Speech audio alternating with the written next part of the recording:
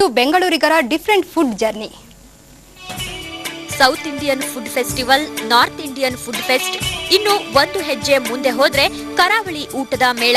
ಹೀಗೆ ಬೆಂಗಳೂರಿನಲ್ಲಿ 10 ಹಲವು ಸಂಸ್ಕೃತಿಯ ಫುಡ್ ಫೆಸ್ಟಿವಲ್ ನಡೆಯುತ್ತಿರುತ್ತೆ.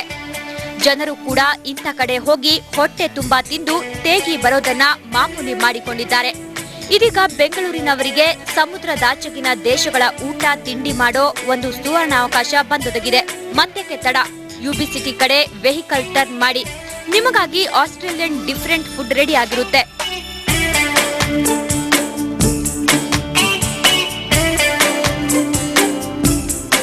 ಫೆಸ್ಟ್ಗೆ ಎಂಟ್ರಿ ಕೊಟ್ರೆ ಒಪ್ಪ ಓರ್ಣವಾಗಿ ಜೋಡಿಸಿಟ್ಟ ಗ್ಲಾಸ್ಗಳು, ರುಚಿಕಟ್ಟಾದ ಆಹಾರವನ್ನು ತಯಾರಿಸುತ್ತಿರುವ ಬಾಣಸಿಗರು ಗಮನ ಸೆಳೆಯುತ್ತಾರೆ.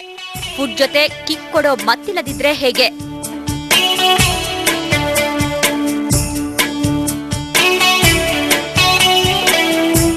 Western Australia Wine and Food Festival, and we have some great wine and seafood which has come down from Margaret River and even from Pemberton, and it's fantastic to have this event here in Bangalore.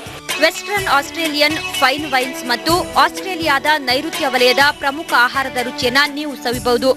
ನೂರಾರು ಜನ Australian food ಟೇಸ್ಟ್ಗೆ ಮರುಳಾದ್ರು. ಕೈಯಲ್ಲಿದ್ದ ಗ್ಲಾಸ್ನಲ್ಲಿ ಒಂದೊಂದೇ SIP ಹೀರುತ್ತಾ ಹೊಸ ಖಾದ್ಯಗಳ ರುಚಿ ಸವಿದ್ರು. ಈ ಫೆಸ್ಟಿವಲ್ನ centre of attraction ಅಂದ್ರೆ Margaret ಕಣಿವೆಯ ದ್ರಾಕ್ಷಿ ತೋಟಗಳ ಉತ್ಕೃಷ್ಟ ವೈನ್ಸ್. ಮಂದ ಬೆಳಕಿನಲ್ಲಿ ಮದುವೆ ಪ್ರಿಯರ ತುಟಿಯಂಚನ್ನು ಸವರಿಕೊಂಡು ಸ್ವರ್ಗಕ್ಕೆ ಕಿಚ್ಚು ಹಚ್ಚುವಂತಿತ್ತು.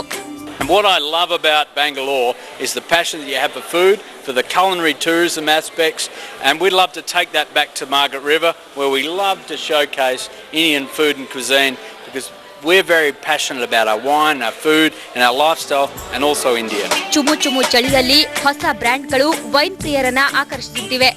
ಇಷ್ಟೆಲ್ಲ ನೋಡಿದ ಮೇಲೆ ನಿಮಗೂ ಕೂಡ ಬಾಯಲ್ಲಿ ನೀರುರುತ್ತಿದೆಯಾ? ತಡ ಯಾಕೆ ಮತ್ತೆ, ಹೊರಡಿ. ಕಸ್ತೂರಿ ಮೆಟ್ರೋ, ಬೆಂಗಳೂರು. ಈಗ ಮತ್ತೆ ಹೆಡ್ಲೈನ್ಸ್. ಯಶವಂತಪುರದಲ್ಲಿ ಮಾಡೂರ್ ಯೂಸುಫ್ ಅರೆಸ್ಟ್, ಪಾತಕಿಗೆ ಬಿತ್ತು ಕೈಕೋಳ, ಗಲಭೆಕೋರನಿಂದ ಕರಾವಳಿ ಮುಕ್ತ. ಬೆಂಗಳೂರು ನಾಗರಿಕರ ಜೇಬಿಗೆ ಮತ್ತೊಂದು ಕಲ್ಲು ಏರಿಕೆ.